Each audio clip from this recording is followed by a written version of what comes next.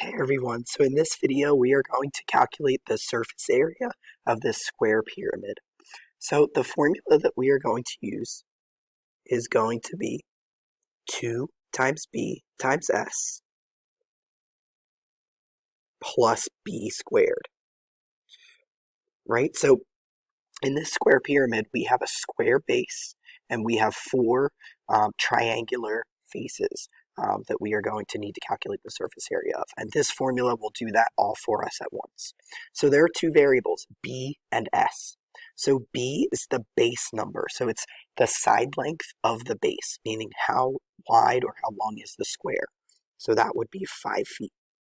So that's going to be the number that we substitute in for the variable b, meaning s has to be 6 feet, which stands for the height of the triangular surface, right? And they're going to have to give you that with a straight line.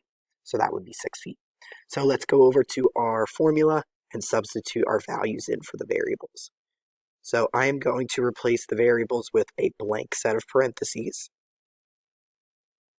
And now we are going to plug our numbers in. So we said b was worth 5 feet. So I see that there is a b variable here. And there is also another b variable at the end after the plus sign. So we can substitute 5 in. And then the last spot, s, we said is going to be 6 feet. Okay, so all we have to do is go to our calculator and figure out what 2 times 5 times 6 is, which would give us 60. And then lastly, we are going to do 5 squared. Remember, this is not 5 times 2. It is 5 times 5, which would give us 25. And now we just have to take the addition.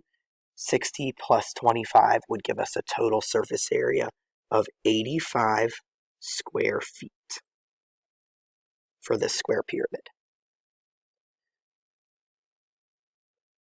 So again, just kind of deriving the formula, this b squared part gives us the area of the square base, and the 2bs part of the formula accounts for all four triangular faces. So that's where the two parts are coming from.